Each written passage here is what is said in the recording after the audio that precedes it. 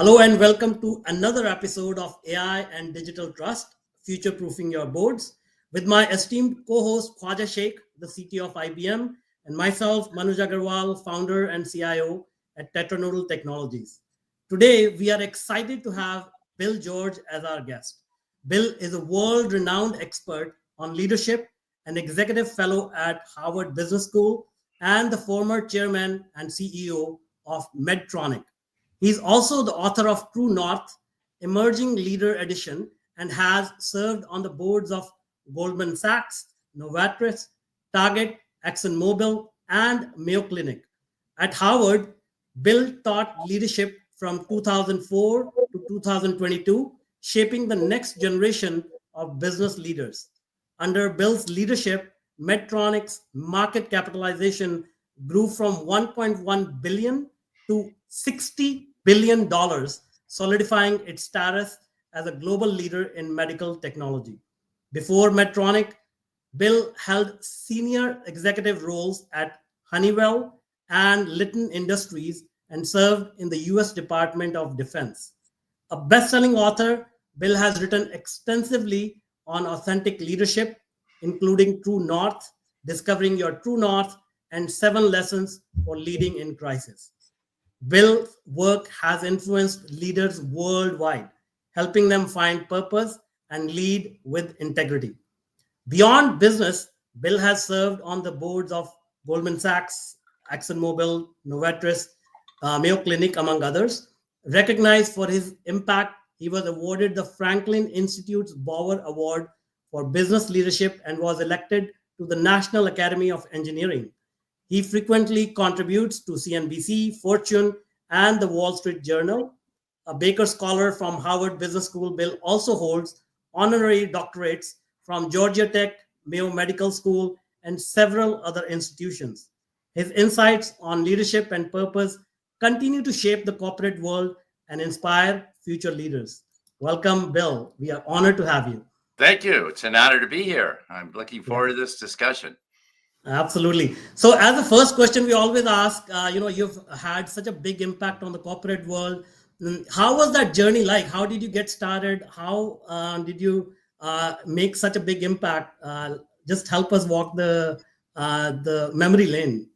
Well, my father planted in my brain back when I was about 9 or 10 that I should be head of a major company, and I had this idea of becoming a leader until I ran for election 7 times in a row in high school and college and lost all 7. So I realized I wasn't much of a leader.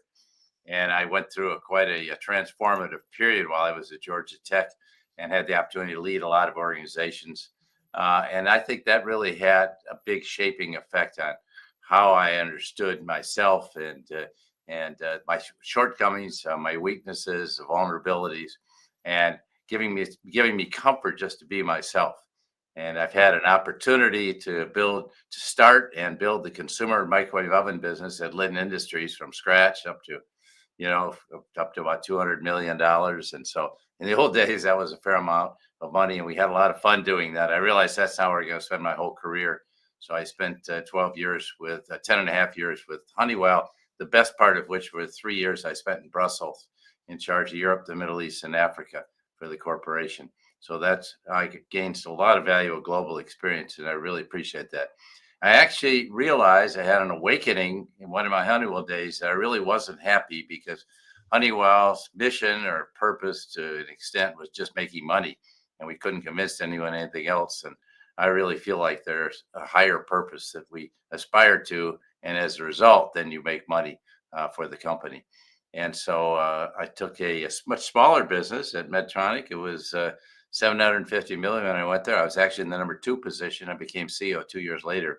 But it was just a great opportunity to work with a group of people that were very mission driven about restoring people to full life and health, very value centered, and we could build on that solid base. We had a lot of work to do, enabling the company to grow up and be a larger, more sophisticated company, which we're able to do. And the company has flourished over the years, which I'm very proud of my successors. So that was such a great opportunity. And then teaching leadership the last 20 years. And I'm still an executive fellow at Harvard. I'm not on the faculty anymore, but in fact, I just got off a meeting for a big custom program we're running in a couple of weeks. So still quite active. So Yeah. Amazing journey, amazing. Yeah, Manoj. There's one thing that I have became the student of leadership principles that Bill George taught. In fact, it all started even before he knew me. He started writing his leadership studies on billgeorge.org. So this is all even before the LinkedIn Yeah, came, yeah. and I started, ingesting all his leadership principles and implementing those on my own work as well as at my personal life.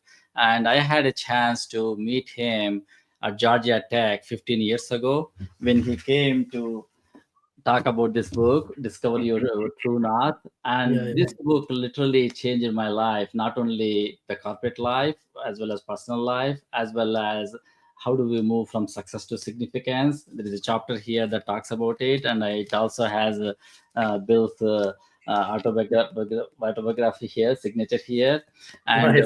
folks on the LinkedIn audience, all the CEOs, board directors, developers, architects, change agents. And if there is one thing that if you want to take away from this session, I would say get this book as early as possible, and then just don't just keep read one chapter and then forget about it. Just keep it here and periodically check on it and reference on this. That's what I do it.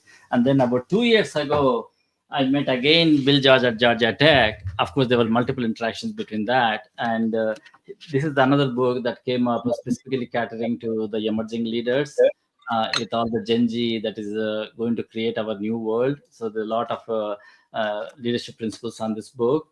And as I was on this higher purpose journey, what I reflected was about only 2 years ago, the National Association of Corporate Directors came up with the Future of American Boardroom report that talks about 12 principles on how to govern the future. And the first principle is on higher purpose, on purpose. Mhm. Bill has already implemented it at Medtronic and made it like a best in class, how it works, because what he teaches is what he practices, And so in that context, Bill, especially when we look into the current geopolitical risk and the world moving away from globalization to localization and federation. I remember 15 years ago, you were a strong proponent of globalization, and now the world is going in a completely different direction with localization and federation. What advice wisdom would you offer the current board chairs, CEOs, lead directors on how to anchor the noble purpose with the business strategy in the context of this Barney world with various headwinds that we are facing today, including tariffs as an example? When a company is a global company, you have a global CEO where you have customers across all the countries. How do you balance your higher purpose, taking care of all stakeholders? Well, let's start with the whole question of globalization. I work with a lot of global CEOs. I don't see any of them, none, pulling back from being global companies. I've always believed in terms of supply chain, you can't have all your supply chains coming out of China. So you need to have a North American supply chain and an Asian supply chain and a European supply chain. I've been very strong in that, even back to my Honeywell days when they got trapped in having all their supplies coming out of the US. So I think one needs a balance there. But we live in a global world. And because some of the politicians are more nationalistic, which they are, there's no doubt about it, you're correct. One needs to stick to global principles. And I think if you talk about purpose and you talk about values, you cannot have a different purpose in different parts of the world. You have to have the same purpose. You cannot have different values because people make payments in India or China to garner business. You have to have common values. If integrity is a value, you have to have it everywhere in the world. It has to be the exact same standard. So I think there can be no deviation on these things. And so I'm very big that you have to have a global purpose and global values. Now, said that, then you have to adapt to the local culture in terms of your marketing practices. I don't mean payments, but practices, how you go to market, the products you produce. Yeah, they have to be very adaptive to the needs of that culture and the people in that market. And I think that's essential. Now at Medtronic, we happen to have a business which human bodies tend to be the same all over the world, so we can have common products. But say you're in the food business. I was just on somebody in the grocery store business. If you're going to be global at all, you better adapt very much to local markets. So I think this adaptability, and that's why you need local leaders who really understand that market, who are committed to that market, and then can work within that market to achieve your longer term goals of fulfilling your purpose and while you're being true to your values. So that's kind of how I look at it. I think it would be a huge mistake as for people as we see the world becoming more nationalistic. Let's take the automobile companies. We just yesterday announced that the president announced that 4 to 5 days from now, we're going to have 25% tariffs. I don't think that people can adapt overnight. The automobile companies, I know lots of German, Japanese, Korean companies who have operations in the southern United States where they produce automobiles. They're great automobiles, but a lot of the parts come from overseas. And so this can be quite disruptive. And I think you can't just rework an automobile supply chain overnight, nor should you, because, you could have a different leadership in various countries around the world and things might change in a few years. So I advocate having some consistency and staying the course with what you are while you're adapting to customer needs locally and the needs of your employees as well.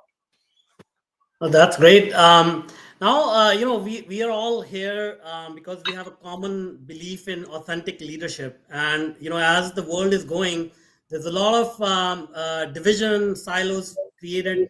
Do you think in this kind of divided world, authentic leadership can still be competitive? Or, because the narrative in the media and everywhere, it's more being, very sensationalized, going for short-term profits, those type of things. So what is your view in the long term, like authentic leadership will still survive and will be competitive? You can't be an authentic leader one day and a different kind of leader, an autocratic leader the next. It simply doesn't work. And I think I have never said that political leaders are authentic leaders, because I don't think they are. And I'm not sure with my ideas or the things I've written about that Roger talked about that you could be elected. But I've worked a lot with government people. I've worked a lot with military, nonprofits, education leaders, media leaders, and certainly nonprofit, for-profit foundation leaders. And I think I think we need authentic leaders more than ever, because here's why. The world is in a state of chaos right now. There's rapid change. When we entered the 21st century, we thought, oh, this can be a great century. And, a few months later, in September, we had 9/11 took place. That threw everything into a state of chaos. Then I was on the Goldman Sachs board on September 14th, 2008, when Lehman Brothers went under, and Merrill Lynch and AIG. And we had a huge financial crisis. It was like the plane's going down and you're holding on for dear life. And a lot of organizations went out of business because they hadn't focused on the long term. They hadn't solidified their balance sheets. And then COVID came, and that affected every person in the world. There's no one that wasn't affected by COVID, and it changed everything. And now we see these political changes at the government level, certainly the most dramatic being the United States, but we see them in other countries as well. And so what I would say is that people in an organization need to have a grounding that they can hold on to, and that's your purpose and your values. And I've counseled business leaders. We had 200 of them together in December, and a lot of people are thinking about, should we change our values to accommodate the leadership? And I took a strong position. No, you have to be who you are. Even on Target stores, I served on the board, we've seen them moving away from the core values they've had of diversity. They used to say we're the most gay-friendly company in town, and to move away from that. And it's totally thrown all the people in a state of confusion. Their customers don't know who they're dealing with. So I think this is a huge mistake. And I think you have to be true to your values. But people are looking for that. If you've got Target has 400,000 people, Starbucks has 400,000 people, Walmart has 2 million. People need that grounding. They need that place where to go, that they can count on their company to stay the course and their leaders to go through the turmoil, the chaos, the storms, but stay true to who they are. Because if you lose that, then you've got nothing. Then eventually you'll just fade away and go out of business if you do that. If you vacillate on these points because they're new political leaders. I do tell people, stay under the radar screen, don't pick fights. There's no reason to wave a red flag in front of the bull. But at the same time, you got to be true to who you are. Your employees are counting on you to do that. Yeah, Mm. yeah, well said, Bill. I think this goes back to discovering your true north. Hmm? Staying in the straight path matters, and it reminds me IBM CEO Chairman Arvind Krishna's quote: "Client problems are our problems." So anytime any IBMer is talking to our clients, we always think that client problems, we literally own it. Now, my question is, Bill, you have been a champion of frontline engagement for the last 2 to 3 decades. And you just mentioned that you have been talking to another CEO in the grocery store. And when we talk about artificial intelligence, it is going to impact a lot of jobs associated with the front lines, especially when there are repeatable tasks. Today I go to the grocery store, I can pick up the stuff without even talking to the cashier. I can just scan my items and leave the grocery store. And when you introduce robotics and so on and so forth, there is a significant impact on the frontline workers. So I have two questions. One question is around CEO and pay equity gap that has been widening forever. And do you think the business roundtable is doing enough to address that? And assuming that you have an enlightened board who believe in a deeper purpose, the higher purpose, how do they address this CEO pay equity gap, especially when the front lines are already getting impacted with AI? And then the second question is around human capital compensation committee. How do they address the talent imperatives, upskilling of the employees across all levels of the organization when the velocity of change is so fast that it requires the board that needs to oversee it? Maybe if you can answer these two separate questions. Yeah, very complex question, very important question. I'm a huge believer in the front line, and I think we have diminished the front line over the last 30 years. We focus so much on database management that the result has been we have held down their compensation. We hire consultants to come in and reduce the number of frontline workers, and we have more and more middle management controlling frontline workers. See, I'm a big believer that it's not about, if I have a corporate office, I'd flip the organization upside down like we did at Medtronic and say, all of our corporate people, your job is to support the front line. Give them the tools, the capability to do the job, and enable them to upscale, to take on more, because they're the ones in touch with the customer. One organization that's done this brilliantly is Delta Airlines.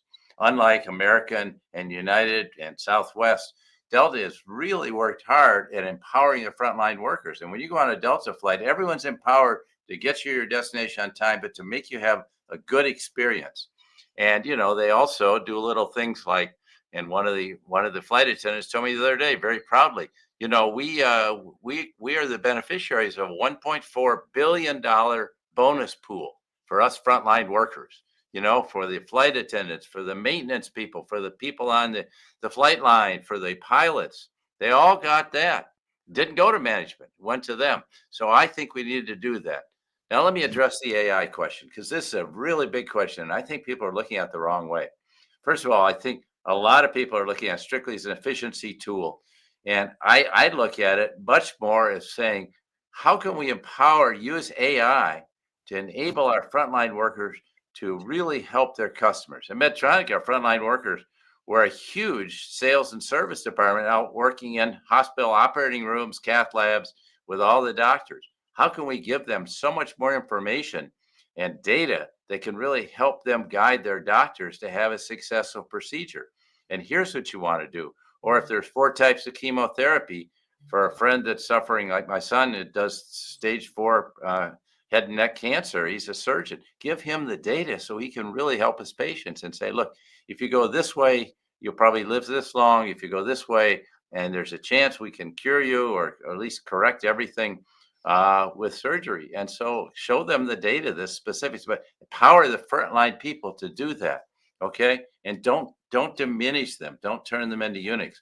They've tried to do a lot of that, and it's a huge mistake. So I say empower the front line. Give them all a tool. Just a simple device like this to carry around, and that has all the information.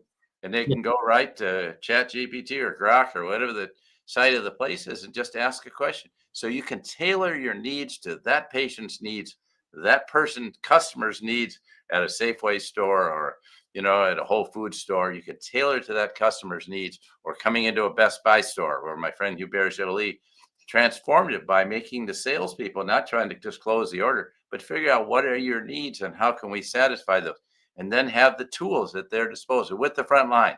It's not something you hire middle management to impose on them. So I think that we got to flip the organization upside down. We're doing a big study at Harvard. Actually, Hubert is leading this with a group of colleagues about frontline and learning a tremendous amount about how we can do much more for the frontline. So AI can be that tool. Yeah. Now, one of the things I like to say AI, because you guys are experts in this, but I have strong opinions. If corporations only look at this as an efficiency tool, like I'm trained at Georgia Tech in industrial engineering. It used to be called an efficiency expert. I actually focused on operations research and database management years ago. But if you think of it strictly as efficiency, you will fail. You will not get the benefits. You really think of it, how can we create a whole new business model here? If you think of the great companies of the world today, these are ones that had the courage to start a whole new business model. Jeff Bezos, Amazon. There was nothing like this in retail. And he started out with books, but then he went full up all retail. Think about the business model that Costco has and how they've created like a club mentality and a membership, and people feel huge loyalty to Costco. Think about the business model Google has with its search engines.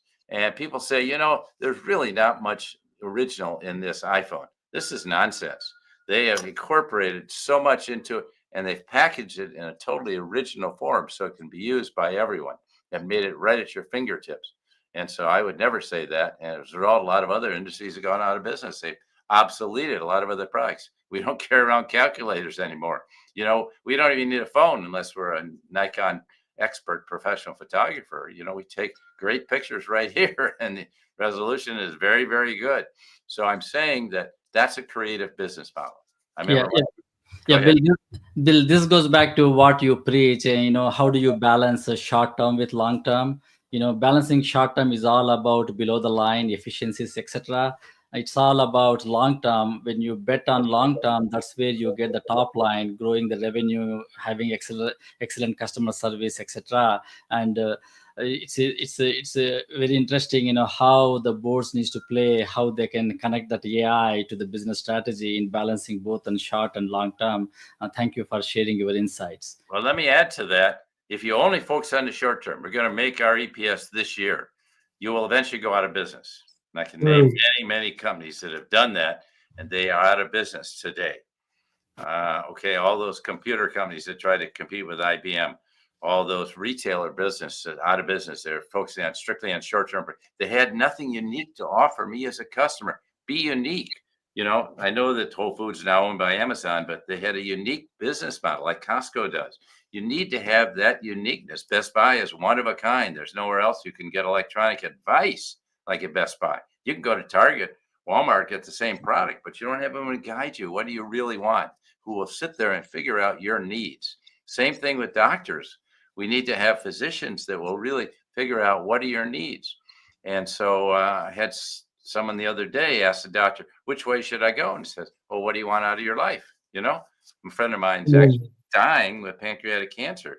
But the doctor, before he'd say which kind of chemotherapy he should take, he said, what do you want? He said, I want to have good days where I can be with my family and friends. Okay, then here's a guide you can go. But I'm just thinking that deeper knowledge and insight of connecting, if you will, the customer, the human being, with the person on the other side of the table, the fence, whatever it is essential. And this is an authentic approach to how you deal with people. There's nothing inauthentic about it. You don't try to cram someone down someone's throat they don't need. And you need that level. And I think people are not thinking about that, not thinking about how am I going to serve the world in 2040, 2030? What are the products we're going to need? Look at what Dave Ricks has done at Lilly with the GLP-1 drugs. I mean, it's incredible what they've done. Yeah, obesity is a huge problem. You cannot deny it's all over the world, but particularly here in the United States. Okay, and just telling people eat less does not work. We've been doing that for 30 years. Or go to Weight Watchers and do it for a while and it works, and then you get off and it doesn't work. And so, they've really thought about a unique whole new business model. Novo Nordisk just deals with diabetes. Now they have GLP-1s too, and they've changed the game totally. They're two of the most valuable people in the whole healthcare space. So that's what I'm saying, Rajay. You can't just think about we're going back to the past. We're just going to put up steel mills all over the U.S. I would never do that. I think it's just crazy thinking, And if you want to go into steel in the U.S., you better have specialty steel. You better think about it totally different, like Nucor has done. So you think about these things differently. Don't think about it. So I think you have given a really great framework, like, driving the leadership with a purpose, and then bringing in the AI and enabling the frontline workers to actually serve the clients in a personalized manner according to that purpose that is dictated by the top. These are great suggestions and need adaptability. You also talked about adaptability earlier, right? So as AI makes this headway, because the technology will not stop, it will continue to get adopted. What are the kind of leaders you think, in your experience, adapt to these changes? Because you have seen so many of these big changes come and go. Some people survive it, adapt, and some people go away, as you said. So what are some of those qualities that make a leader adaptable, especially with such a powerful technology, AI, coming in the picture? Okay, let's take a very specific example. Okay, let's take Microsoft. Okay, and under Steve Ballmer, it went nowhere. After 14 years, he was CEO. The company was less valuable than it was when he left. Okay, in a time when stocks were going way up. They passed up every opportunity in the whole field. You know that. They missed everything. Okay, so what happened? Satya Nadella takes over. First thing he said is, he told me personally, he said, we think we're God's gift to the world. No, we are not know-it-alls. We've got to be learn-it-alls. If you're not constantly learning, you're not growing. So if you want to work here, you have to be a learner. You have to want to learn. You have to have some humility about what you don't know. Don't think that you know everything. You need to depend on your colleagues to do that. The second thing he said was, this came out of his son, Zane, who had cerebral palsy, and he learned this personally about the need for empathy. Do you have empathy? Do you have empathy for your fellow employees who are going through a rough time now, whether it's COVID or whatever it is financially? Do you have empathy for your customers? When that customer comes in and doesn't have the money to pay for food in your store, what do you do? Do you have that empathy? And he brought this, but he totally changed the strategy. So they went into everything, you know that. They focused on the cloud. They focus on gaming. They focus on LinkedIn, which is by far the best social media site, I can tell you. Nothing compares to LinkedIn. It's the only site I really trust, to be honest.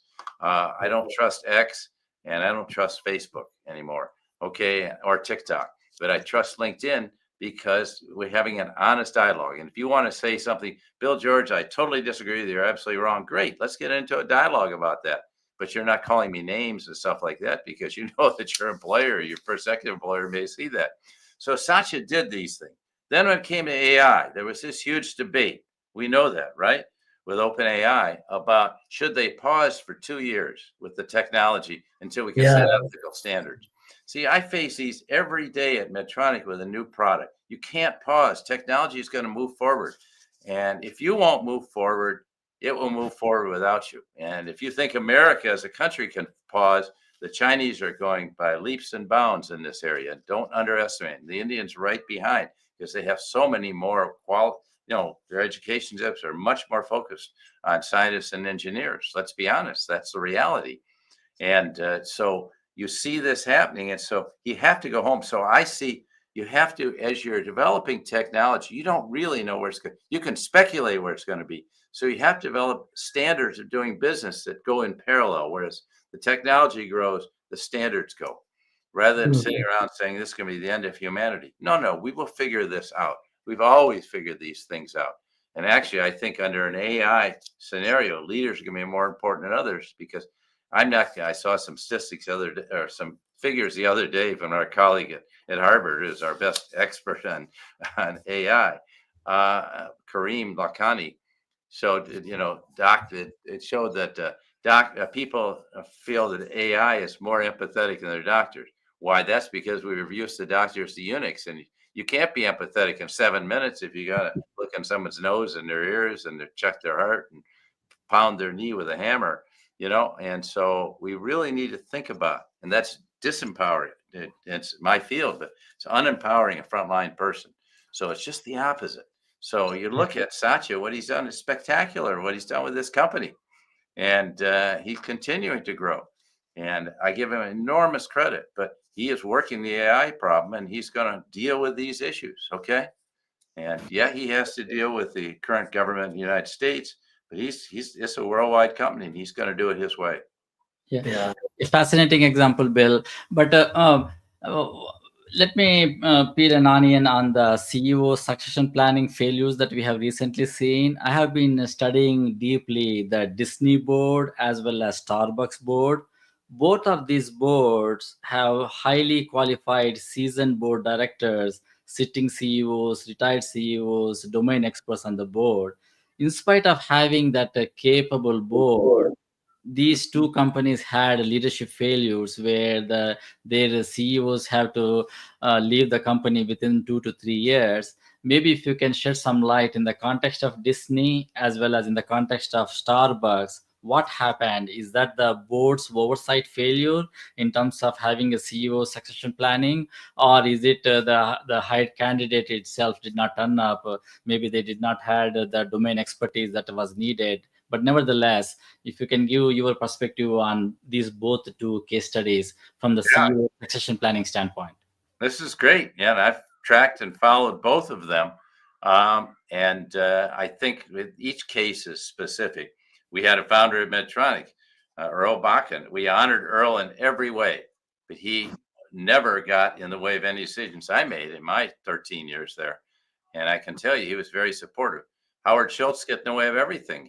5 CEOs have come and gone under his leadership. And you could say, well, Howard's not even on the board anymore, but he still exerts an influence. And when he goes on LinkedIn and makes a post attacking the CEO, this is totally unacceptable. You will never see me do anything that's going to be critical, either publicly or privately, of a Medtronic CEO. If I disagree with them, I just keep, because that is, you have so much negative influence when you do that. And so that I know Lakshman Narasimhan very well, extremely capable individual. How can you transform Starbucks with all the problems it's got and how it hasn't really adapted to the modern era in 16 months? That's all he was there, 16 months. It's impossible. You can't make up for 10 years of problems in 16 months. Okay. Disney made a terrible selection in after Iger and the person they chose. And he was just, he had no sense of the creative world. It's a creative company. This is like saying you're going into a high-tech business and you have someone who doesn't understand technology. How can you have that? You better understand it. Now, Arvind at IBM better understand the technology.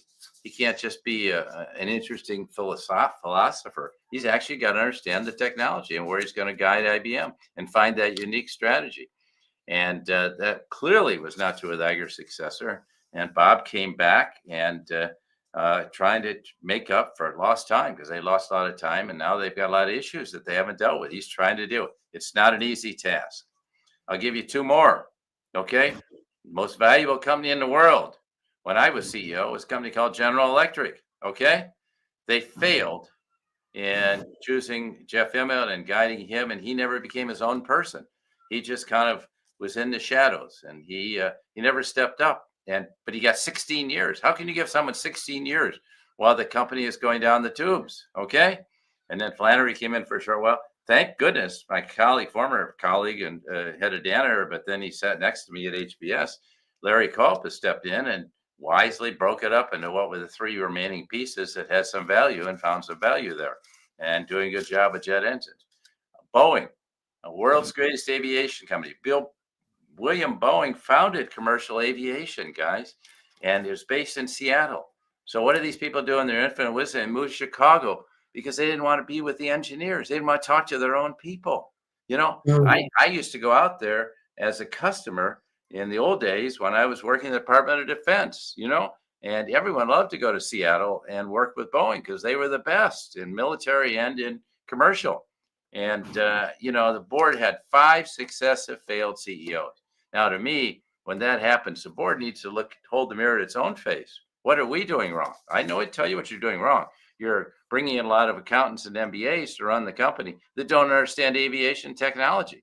Kelly Ortberg does. I hope he'll be successful, but don't expect him to turn this place around in a year when you've had 20 years. And a former CEO had the audacity to say, think about this. If you're an engineer at Boeing, think about the audacity. He said, when they say I changed the culture, that was intentional, because we're not going to run this like an engineering firm. We're going to run it like a business. Well, this so-called engineering firm had led aviation every year, and because they had the best aircraft for 100 years. And he dissed all the engineers. And by the way, I know they didn't choose the guy that should have been CEO, Alan Mulally, who was there before he went to Ford. He did a spectacular job for it, and he became a friend of mine at Ford. But he should have been CEO. He was the guy that understood all this. He created great aircraft. He told me once he wanted a single aisle aircraft, and they turned him down for $3 billion because they wanted to buy back stock. Well, they bought back $60 billion in stock, and now they have a balance sheet that doesn't work because they're bleeding cash every year. So you have this is a board failure. That board needs to look at itself in the eye. Now, finally, they wised up and brought in Ortberg. But, it's not too little too late, but it is very late in the game. And we need Boeing as for part of our national security on the military side. They're now going to have the new fighter planes for the Air Force. And we need to have a Boeing there, and they need to be successful. And we should have the leader in commercial aviation. Everyone said, Airbus never going to make it. They're just subsidized by the government. That's not true. They produce very good aircraft. And so now Boeing has a real competitor in the last 5 years. Airbus has gained share from them every year. So, Bill, all these things started with the Jack Welch era of excessive focus on short-termism. And both these companies that you mentioned, they got into trouble because lack of focus on long term. But when we look at the venture world, the startup community, especially the VCs, have a very strong belief on the long term mindset, where they consistently stay to make sure they succeed for the long term. From your perspective, do you think the corporate America or corporate world, are they moving in the right direction now towards the long-term thinking? I know you have been preaching for a while on this aspect. Or do you think that the SEC regulations, etc., being required to show quarterly results, maybe if you can give a couple of, what is your assessment in terms of where the world is moving on that question, long-term versus short-term? There's always been this tension. And the stock market wants short-term results. I used to say to the stock market, look, you can sell this Medtronic stock anytime, but we have to run the company for the long term. So we're going to make decisions. No, they said, what's your research budget? Like your competitors have, you'll be better off. We're not doing that. Okay. And if it means lower earnings until we get new products out, so be it. But we're going to run the company for the long term.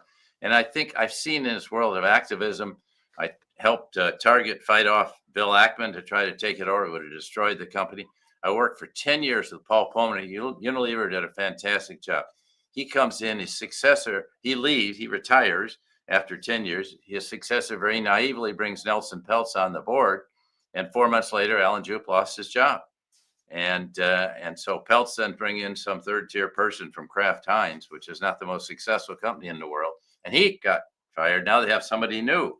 But Unilever has lost a lot of steps because of this, because they were focusing on the long term. Paul was focused on sustainability, sustainable products. Everyone got that. That was their true north. And he made it work. And he had great results, too. He focused. He was hard on people about getting short-term results. That's okay. But because you have to balance the short-term and the long-term. You can't just say, we'll be there in 10 years. But no, he did both. And he created a great run for the company. But then they lost sight of what they were. And they didn't. You're back to your succession question. They did not make the succession. So here's the problem with boards is all too often they are not doing the long-term planning and grooming the people they need to take the job. You should start out of a pool like 25 people because people change. Narrow it down to 5 people. Give them new jobs. See how they respond and make sure you got. But also we see it in our new CEO program at Harvard. The problem we've got is a lot of CEOs are great operators, but they've never been geared to deal with external issues. Okay. And today, when I talk to CEOs, we have groups come together at Harvard. Number one issue for every one of them is an external issue. And so they've never been developed to do that. These people know how to run the business, but they haven't really focused on the issues you're raising. And this is what's really important, that they do that and have that view. Let the rest of the team operate the business. Don't try to be into everything. So yeah, I think I would say back to your question, you have to make the short term. Don't overcommit, don't overpromise to the market, but you have to make your short term results. But if you do that by cutting the future, you're cutting R&D, you're cutting capital equipment, you're cutting the things, those ventures that you can work with the venture capitalists. That's what we did at Medtronic, and buy companies that way. And then these little businesses grow up into big businesses. You have to do that. 3M used that all the time, and they've kind of lost that. So you have to have that focus on both making the short term and building for the long term. And it cannot be an either or. So that's great. It seems like you have a very common thread about finding your true north, finding that empathy. You use the word empathy quite a few times, and a lot of CEOs, as you said, like they are really good at running the business, but they may not be good at dealing with external circumstances. So again, bringing that conversation back to AI, do you think when used correctly, AI can basically act as a mirror for these leaders to develop that self-awareness, to maybe enhance their empathy, become a little bit more emotionally intelligent? What do you think? Like, is that a role that AI can play for these leaders? No, I'm not big on that. Let's use AI for what it's good for. Because if you're talking about empathy, it's just whatever the people who program and created the algorithms had. They aren't necessarily the most empathetic people. No, I don't really buy into that. I think, though, that, look, you need leaders who are wise, that know how to provide, can understand all the various factors out there and have a vision of where to go in the future. AI is a backward-looking tool. Maybe someday it will be visionary, but today I think you really need to have leaders who can see where to go, how to use these. It should be a tool that you use to run your company, just like computers have been a tool for the last 50 years.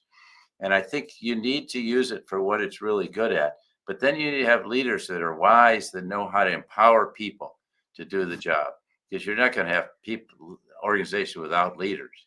I don't see that happen. Yes, Elon Musk may have a factory in Fremont, California, which has no direct labor employees. That's the world going. So if you think you can go back to the 60s and put steel plants in, and think you're going to go back, this is nonsense. You got to think about the future. Even under the CHIPS Act, the Intel plant, $30 billion. This is high capital. They're not going to have a lot of employees. TSMC is coming into Arizona, but that's not a high employee. They're going to have robots, and they're going to automate everything as well. They should. So then you need to have higher level people and train people at higher level jobs. And I think and our education systems are failing us because we're so focused on getting a college degree that we don't give people. Germany has a really great system. Switzerland has a great system. They have an apprentice system. And you don't have to go to university to have a good life and a good career and make good money, because you really are an expert in running that machine. You really develop that expertise. Maybe you're an expert carpenter or plumber, or knowing how to fix robots. You have that, or a doctor. You could call my son that. He's an expert at what he does, and so that's what. And he had 12 years of training after college, but that's what you do. And so we shouldn't diminish people. We figure out what they're motivated by, their motivated abilities, their sweet spot, and what are they really good at, and then let them grow there. Yeah, Bill. This reminds me that David Brooks' book on how the society is excessively focused on resume virtues instead of the values.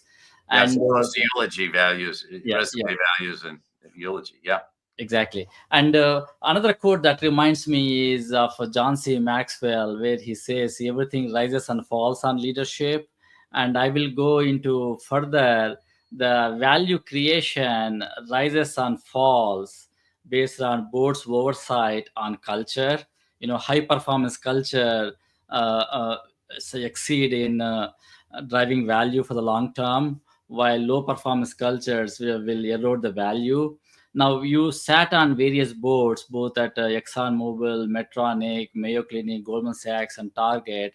I would like to hear two different uh, case studies as part of your board activities. One case study being how the board has effectively oversaw the culture, both at the management as well as the entire company, thereby led to the value creation for that company. Another one is a negative story where the board was able to see some issues related to the culture early on and able to fix that before the company got value added.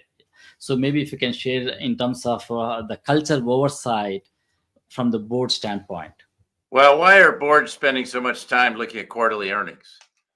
I mean, Exxon, the decisions you make are 50-year decisions when you make an investment or you acquire to get into the natural gas business. That's a 50-year decision. If you're just worried about the quarterly earnings, Goldman Sachs can have a great trading quarter one quarter and a bad trading quarter the next. But, that doesn't mean they aren't great in this business. And so you're going to have these perturbations. Business doesn't grow just up, and away the whole time. And I think boards focus way too much on the short term. They can't influence that, but they can influence, is the company true to its purpose? Is it true to its values? And is it creating a culture? They should be looking much more at customer surveys. And I don't mean bingo cards. You fill it out in the hotel and you say what you like and don't like. No, real customer surveys. We did these at Medtronic. We did them at Goldman Sachs and find out the customers had a very different view of us than the management did. And you better listen to that. At the same thing, you better look at your employee surveys. We should have much more focus on how your employees are feeling about the company, because that's a sign of where the culture is going. And that's the early warning signals. Same with customers. And can you see perturbations in this? Can you find out? And if your customers are losing confidence in you, you've got a problem. You better listen to them. The reaction after Brian Thompson's murder. Look, you will never get me to say anything good about the murder of Brian Thompson. This is just a horrible thing. If we murder executives in the street, that's the worst thing you do. But you did hear a lot of people are really angry. And that's no reason to shoot someone, but a lot of people are really angry at their healthcare insurers. My son is, because he does stage 4 cancer and he won't start a surgery without having scans. He's not going to do it without an MRI and a CAT scan. I just tell you. And the fact he has to talk to some clerk somewhere and they tell him whether he can do an MRI or a CAT scan is ridiculous. Like I said, he had 12 years of training after. He's been a fully frogged physician. He's a top surgeon. But, some person is going to be looking at a catalog like this and telling him whether he can have an MRI for this patient. It's ridiculous. So it's a big waste of time and money, and it harms our people. So you really need to look at, if your customers are angry at you, you got a problem. If your employees, and why are boards not more in touch with that? How much time are you spending in the marketplace? How much time are you talking to customers as a board member? Do you know what's going on? You're talking to employees. Look, you never cross over that line between governance and management. I know you guys do a lot in this area, Raja, because I've followed and read your stuff. But you have to have that bright line between governance. You can ask any question. They use a phrase, an iPhone, nose in, fingers out. But you do not tell management what to do. And I've seen a lot of board members who don't understand this. The other problem on boards, I'll tell you, that I've seen, and it's really painful, is when things really heat up and are going negatively for the company, a lot of board members disappear. They may come to the meetings, but they're not present. They're not active. They're not there. I'll tell you, when Goldman was going through all the challenges we had in 2010, after we'd sailed through the financial crisis, people said to me, Bill, you need to get off the Goldman board because it's hurting your reputation. I said, I'm not on the Goldman board to help my reputation. I'm on there to help Goldman Sachs' reputation. This is a great bank that's been around for 150 years. We need to build it, and if we have issues between ourselves and our customers, we're going to correct that. And we did. Thanks to Lloyd Blankfein, he initiated a whole initiative, 150 senior partners, to take a look at those relationships and change everything. And he did a really good thing. Awesome. Now, bringing it back to leaders, I'm going to be a little bit empathetic towards leaders as well. There's so much change going on politically, globally, with technology, AI, and all of that. and I'm sure you have experienced some of this as well, that at the top, at the leadership level, things are lonely, you get burnt out, you cannot trust other people, you don't know what they want from you. How do you stay calm? How do you control your own mindset and deal with all these challenges that are happening right at the top, where frankly you are on your own, right? Two things. It's a great question. Yes, every leader I know, particularly at the very top, tells me how lonely the job is, because there are things you can't discuss with your board. You can't discuss with your own executive committee. So two things you need to do. It is a highly stressful job. It's a 24/7. And even when you're out with your spouse and going to a restaurant with friends, people can be taking pictures of you. You may appear to have had a couple of drinks or something. You got to realize your behavior as a leader has to be beyond reproach. And this is really critical. But I think two things I really recommend to people that are very, very important.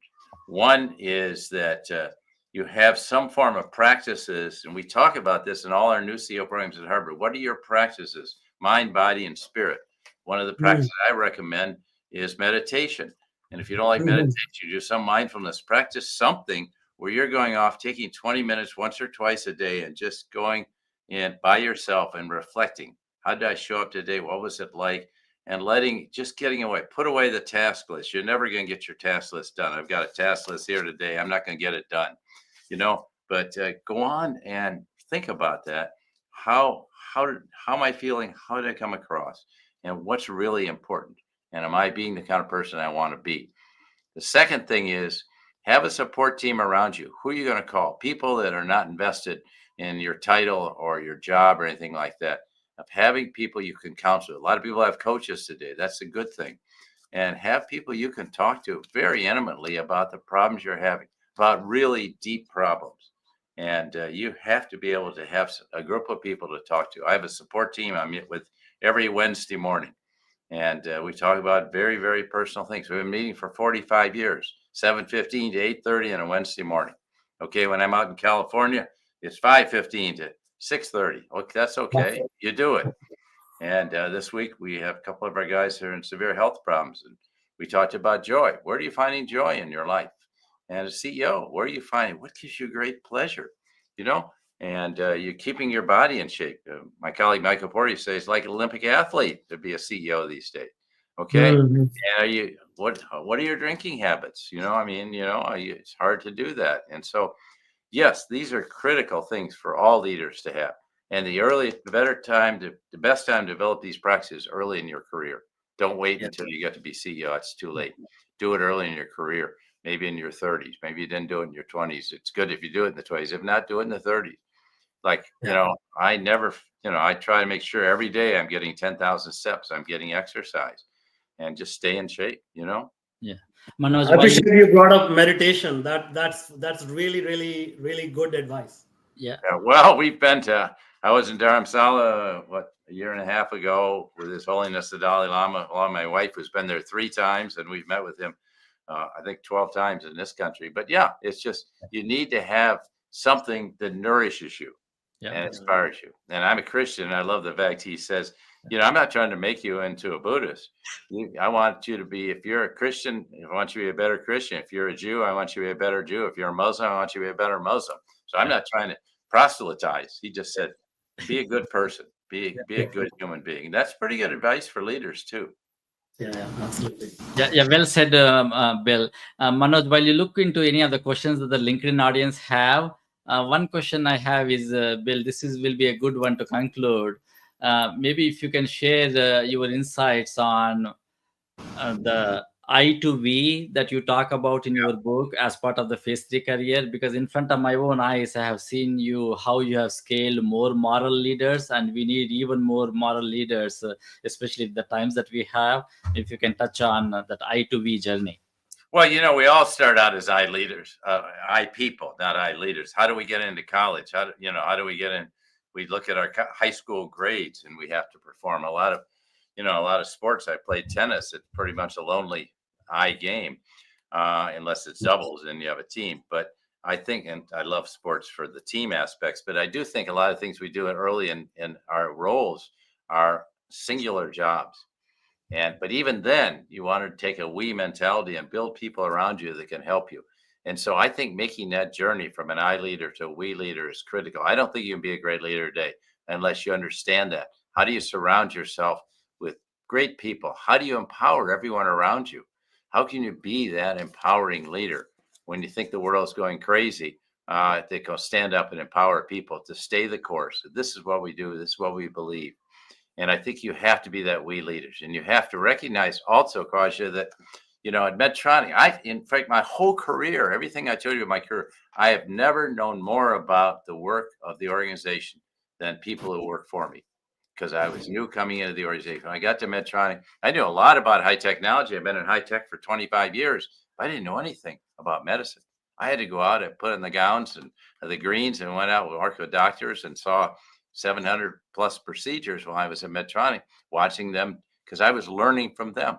So you have to be like Satya Nadella says, you have to be a learner constantly. As a leader, you have to be a learner. And then you surround yourself with people that can really have that expertise. And your job then is to bring them together and get them to play well.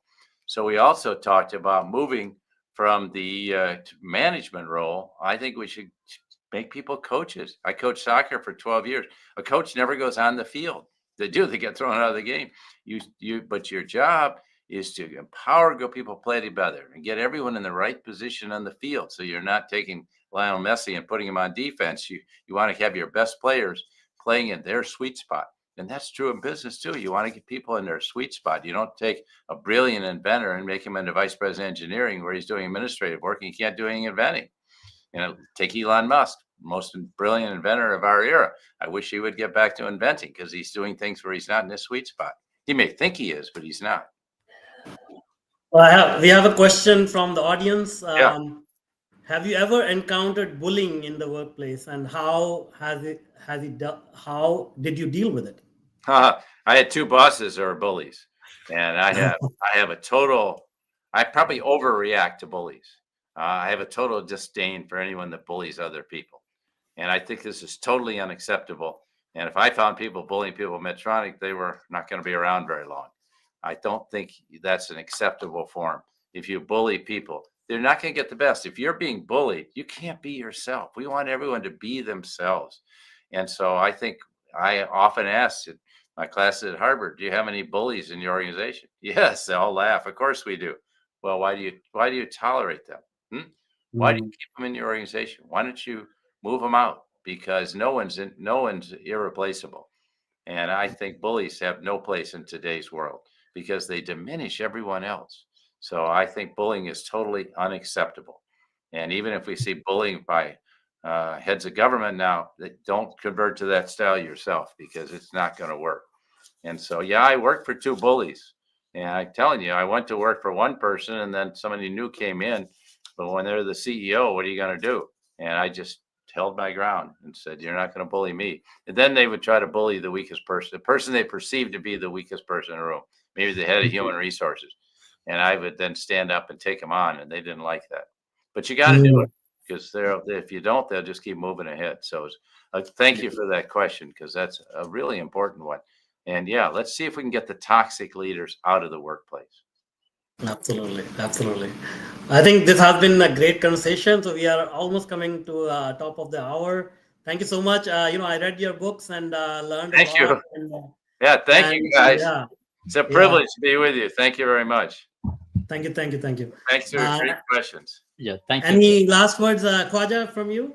And again, for the audience here, please don't forget to get these two books. It will change your life. And again, keep active with Bill's engagement. There's a lot of information that he shares on the LinkedIn as well as his website, as well as interviews. Those are all the pulse of wisdom.